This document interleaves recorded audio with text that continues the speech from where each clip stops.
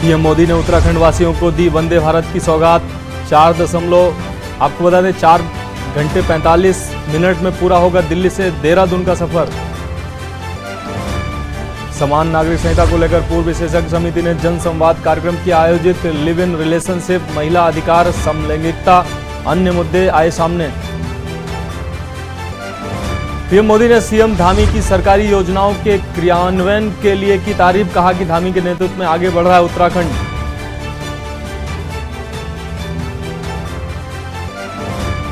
प्रदेश में बालक बालिका अनुपात में आया सुधार। 5वें राष्ट्रीय परिवार स्वास्थ्य सर्वेक्षण की रिपोर्ट के आधार पर राज्य में प्रति 1000 बालकों पर 984 बालिकाओं का हुआ जन्म।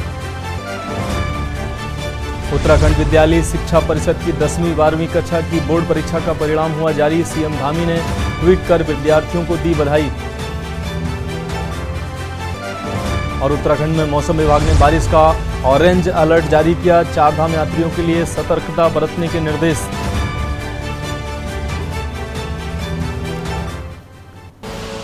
आप देख रहे हैं के न्यूज, खबरों का सारथी। नमस्कार, खबर उत्तराखंड की खबरों में आपका स्वागत है। मैं हूं आपके साथ मनोज मानस। रुक करते हैं अगली खबर का। डोईवाला से अगली खबर आ रही है। उत्तराखंड बोर्ड के परीक्षा परिणाम घोषित हुए। 10वीं में छात्रा माही ने राज्य में पाया 15वां स्थान। हाईस्कूल बोर्ड की परीक्षा में 96 नंबर किए हैं प्राप्त। तो स्कूल और परिवार में खुशी का माहौल देखने को मिल रहा है। प्रधानाचार्य ने मिठाई खिलाकर दी शुभकामनाएं। उत्तराखंड बोर्ड परीक्षा के घोषित हुए परिणाम। आपको बता दें 10वीं में छात्रा माही ने राज्य में 15वां स्थान हासिल किया है।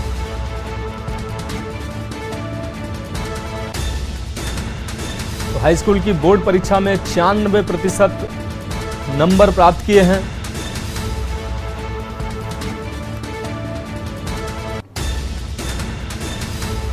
उत्तराखंड बोर्ड की परीक्षा परिणाम घोषित हुए हैं। आपको बता दें 10वीं में छात्रा माही ने राज्य में पाया है 15वां स्थान। साथ ही आपको बता दें हाई स्कूल की बोर्ड परीक्षा में 96% अंक हासिल किए हैं छात्रा माही ने। स्कूल और परिवार में खुशी का माहौल देखने को मिल रहा है। प्रधानाचार्य ने मिठाई खिलाकर दी शुभकामनाएं। तो देहरादून से अहम खबर। उत्तराखंड बोर्ड की परीक्षा के परिणाम घोषित हुए हैं। 10वीं में छात्रा माही ने राज्य में 15वां स्थान हासिल किया है। हाई स्कूल की बोर्ड परीक्षा में 96% नंबर प्राप्त किए हैं छात्रा माही ने। तो डोईवाला से अहम खबर। उत्तराखंड बोर्ड परीक्षा के परिणाम घोषित हुए हैं। आपको बता दें मुख्यमंत्री धामी ने भी छात्रों और छात्राओं को शुभकामनाएं दी हैं। स्कूल और परिवार में खुशी का माहौल देखने को मिल रहा है।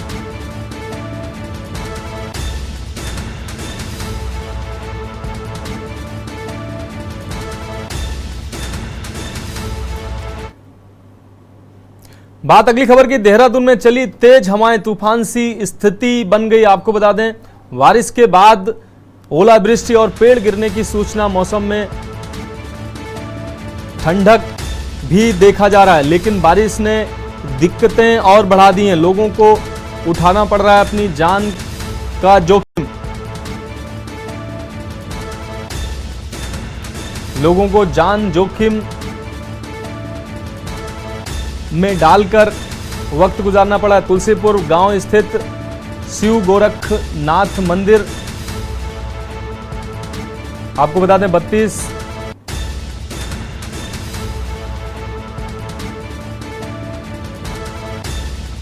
तो मौसम ने अपना एक बार फिर से मिजाज बदला है।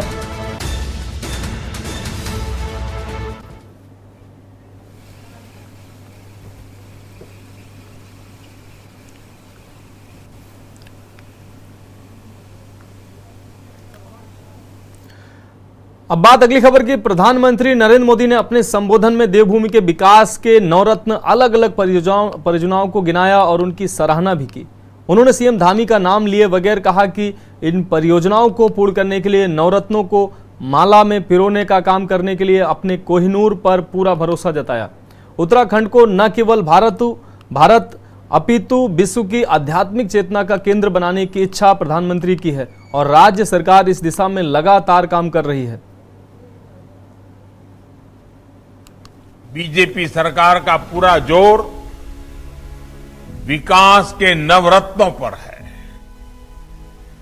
पहला रत्न केदारनाथ बद्रीनाथ धाम में 1300 करोड़ रुपए से पुनर्निर्माण का कार्य। दूसरा रत्न 2500 करोड़ रुपए की लागत से गौरी कुंड, केदारनाथ और गोविंद घाट हेमकुंड साहिब रोपवे का कार्य। तीसरा रत्न कुमायूं के पौराणिक मंदिरों को भव्य बनाने के लिए मानसखंड मंदिर माला मिशन का काम। चौथा रत्न पूरे राज्य में होम स्टे को बढ़ावा। मुझे बताया गया है कि राज्य में 4000 से अधिक होम स्टे रजिस्टर हो चुके हैं। पांचवा रत्न 16 इको टूरिज्म डेस्टिनेशन का विकास। छठा रत्न उत्तराखंड में स्वास्थ्य सेवाओं का विस्तार। उधम सिंह नगर में एम्स का सैटेलाइट सेंटर भी बनाया जा रहा है।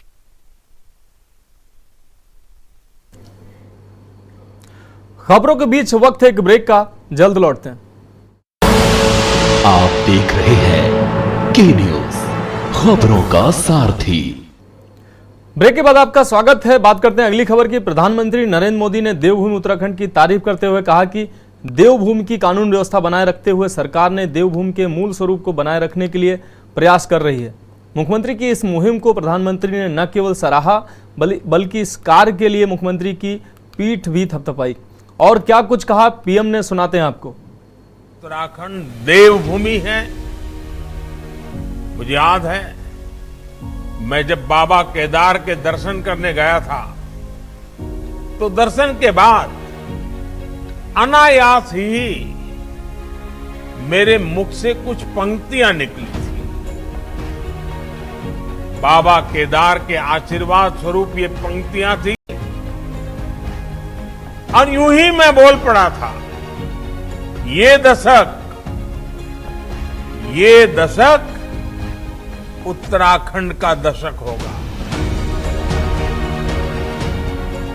उत्तराखंड आज जिस तरह से कानून व्यवस्था को सर्वोपरि रखते हुए विकास के अभियान को आगे बढ़ा रहा है, वो बहुत सराहनीय है। ये इस देवभूमि की पहचान को संरक्षित करने के लिए भी अहम है।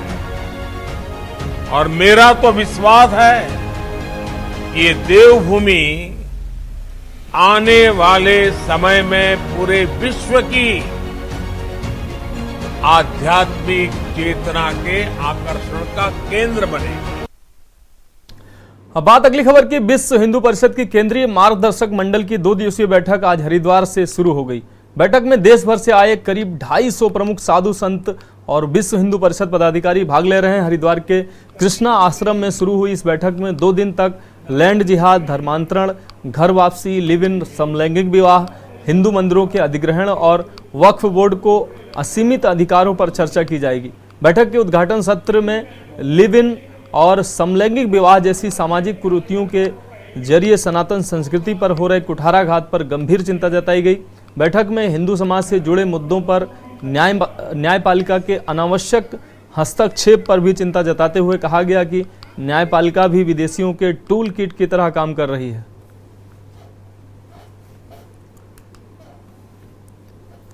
और भारत की ये हिंदू संस्कृति पूरे विश्व को परिवार मानती है।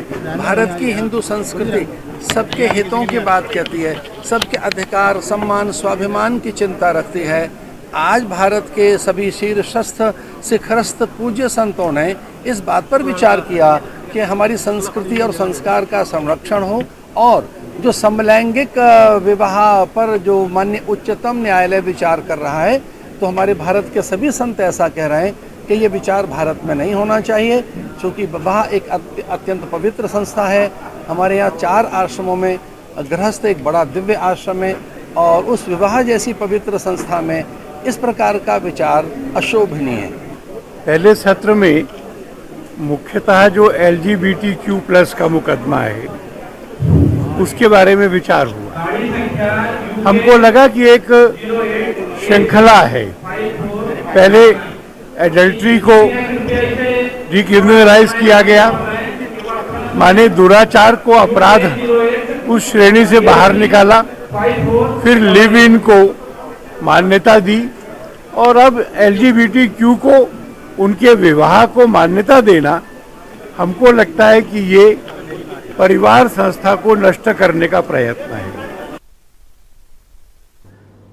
रुक करेंगे अगली खबर का। घोटालों में लिप्त काशीपुर डिग्री कॉलेज पर एक बार फिर धांधली करने का आरोप लगा है और इस बार डिग्री कॉलेज के प्रिंसिपल और खेल अध्यापक पर आरोप है कि सरकार द्वारा छात्र छात्राओं की सुविधा और उज्जवल भविष्य के लिए सरकार द्वारा आवंटित पैसों का दुरुपयोग किया जा रहा है, जिससे नाराज छात्र छात्राओं ने आज कॉलेज में जमकर प्रदर्शन किया और जमकर नारेबाजी भी की। छात्र छात्राओं का कहना है कि सरकार द्वारा खिलाड़ियों के लिए अच्छी सामग्री के शूज और अन्य सामान दिया गया, लेकिन कॉलेज प्रशासन ने उसका डुप्लीकेट छात्र छात्राओं को दिया।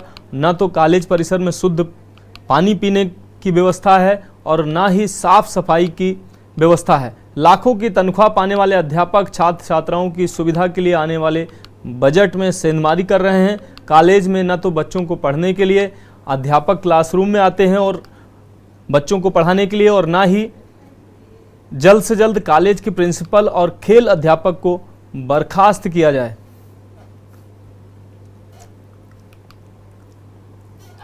इंडियन की छात्रा हूँ और ना हम हॉकी के प्लेयर हैं। हमें ये शूज़ दिए गए हैं कॉलेज से, जिसकी क्वालिटी एकदम बेकार है। ये देखें कितना हार्ड शूज़ है ये। अगर इसे पहन के हम रनिंग करेंगे तो हमारे पूरे सिन पेन वगैरह कितनी सारी प्रॉब्लम आएंगी। और जो है साइज़ भी सही नहीं मिला है यहाँ से। क्वालिटी तो छोड़ो, साइज़ भी नहीं आए हैं बच्चों के। और ऊपर से जब हम खेलने जाते हैं तो वहाँ पे सारे हमें टोन मारते हैं कि देखो आपकी किट कैसी है। हमें एक सीधा वहाँ पे टोन मारा गया था जब हम मिनी गोल्फ खेलने गए थे कि सारे लोग किट में थे और हमारे ही अलग अलग किट में थे।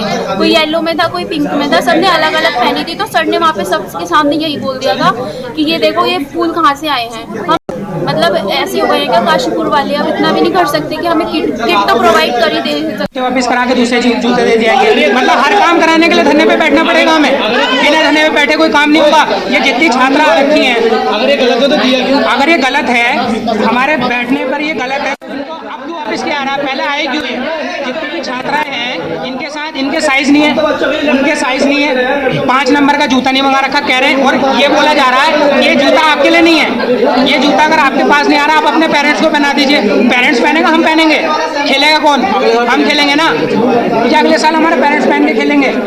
और 3 साल से यहाँ स्पोर्ट्स की बहुत समस्या है और स्पोर्ट्स का कोई सामान वगैरह भी नहीं दिया जाता है और जूते भी नहीं मिले हैं बच्चों को। और जो जूते मिले हैं वो लोकल कंपनी के मिले हैं। और प्रिंसिपल से आते हैं शिकायत करने तो प्रिंसिपल सर होते नहीं है कॉलेज में, और जब कभी मिलते भी हैं तो हमारी बात सुनते हैं और उसका कोई समाधान नहीं करते। खबरों में वक्त है एक और ब्रेक का, जल्द लौटते हैं। आप देख रहे हैं के न्यूज, खबरों का सारथी। ब्रेक के बाद एक बार फिर से आपका स्वागत है। रुक करते हैं खबरों का। उत्तराखंड विद्यालय शिक्षा परिषद द्वारा संचालित वर्ष 2023 की हाई स्कूल एवं इंटरमीडिएट बोर्ड परीक्षा का फल गुरुवार को बोर्ड सभागार में परिषद की निदेशक सीमा जौनसरी द्वारा घोषित करते हुए सभी उत्तीर्ण छात्र छात्राओं को बधाई दी गई। प्रदेश के मुख्यमंत्री पुष्कर सिंह धामी और शिक्षा मंत्री डॉक्टर धन सिंह रावत ने भी सभी छात्र छात्राओं के उज्जवल भविष्य की कामना की।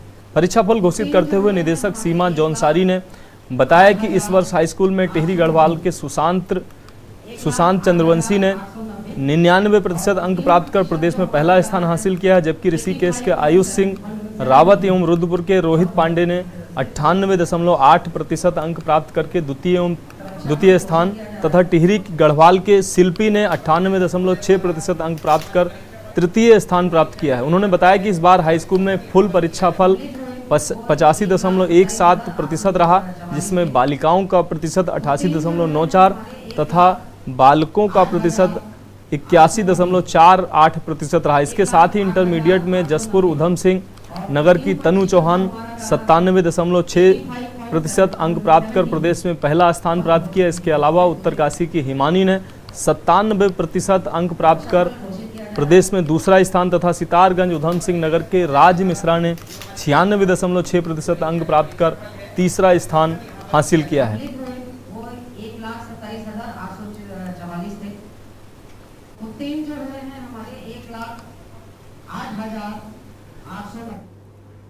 अब बात करेंगे अगली खबर का। उत्तराखंड हाई कोर्ट ने रामनगर के ग्राम पापड़ी में नियमों के विरुद्ध स्थापित किए जा रहे स्टोन क्रशर के खिलाफ दायर जनहित याचिका पर सुनवाई के बाद कोर्ट की खंडपीठ ने यथा स्थिति के आदेश पारित करते हुए स्टोन क्रशर के निर्माण पर अग्रिम आदेश तक रोक लगाते हुए राज्य सरकार और राज्य पॉल्यूशन कंट्रोल बोर्ड से 4 सप्ताह में जवाब पेश करने को कहा है। मामले की सुनवाई के लिए कोर्ट ने 4 सप्ताह बाद की तिथि नियत की है।